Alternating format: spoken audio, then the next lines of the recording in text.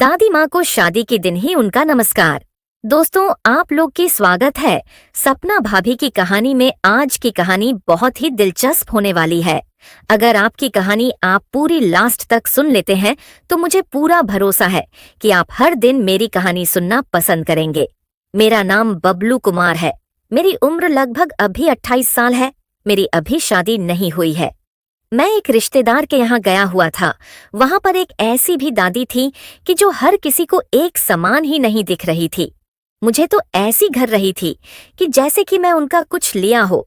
मेरे साथ जितने भी लड़के रहते थे ये सब बात बोलते थे कि तेरी औरत दादी बहुत ही ज्यादा देख रही है।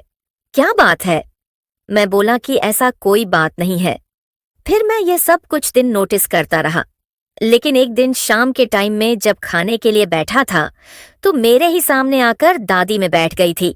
वह भी बुद्धि तो नहीं लग रही थी, लेकिन जवान की तरह एकदम दिख रही थी। मैं उनके और भी देख रहा था और बार बार वह मेरे ही और देख रही थी। कई बार तो हमारे और उनके नजरें भी मिल जाती थीं। फिर मेरे पास में बैठा हुआ लड़का बोलता है कि हाँ हाँ, समय देख रहा हूँ। फिर मैं उसे लड़के को छत पर लेकर जाता हूँ और बोलता हूँ कि देखना यार, ये मुझे इस तरह कैसे देख रही है। फिर वह लड़का बोलता है कि चिंता मत का, लगता है कि तुझे इस प्यार हो गया है। मैं बोलता हूँ कि अरे पागल, वह कहाँ शादीशुदा और कहाँ मैं कुंवारा है, ये असंभव है। फिर वह लड़का बोलता है कि अरे पागल, आजकल के जमाने ऐसी बात नॉर्मल हो गई है। अब मैं बोलता हूँ कि लेकिन मैं उनको लाइक नहीं करता हूँ, लेकिन कुछ दिन इतने बाद में धीरे धीरे उनको लाइक करने लग जाता हूँ।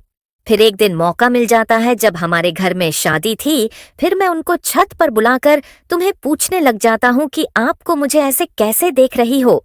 वह बोलती है कि तुम मुझे बहुत ही ज्यादा अच्छे लग रहे हो, इसलिए मैं तुमको बार बार देख रही थी।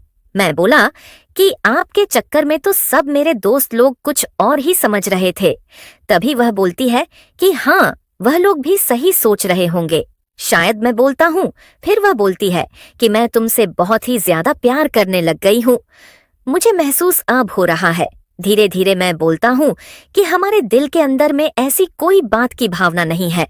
फिर शादी के दिन हम लोग भारत एक दूसरे से बातें करते करते करते सुबह हो जाती है।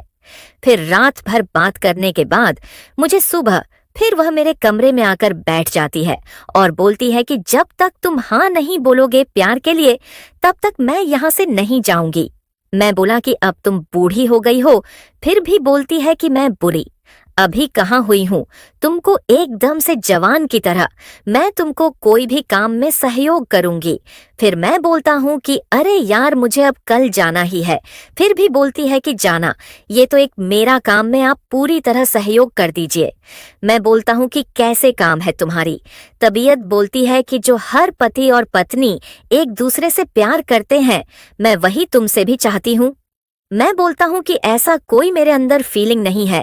फिर वह मुझसे जिद करने लग जाती है। फिर मैं लास्ट में आकर हर 5 की बोली देता हूँ।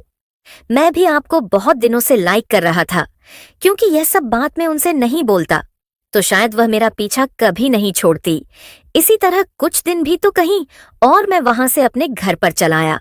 फिर हम एक दूसरे से फोन पर बातें होने लग जाती थी तो 2 घंटे 3 घंटे हम लोग बात करते रह जाते।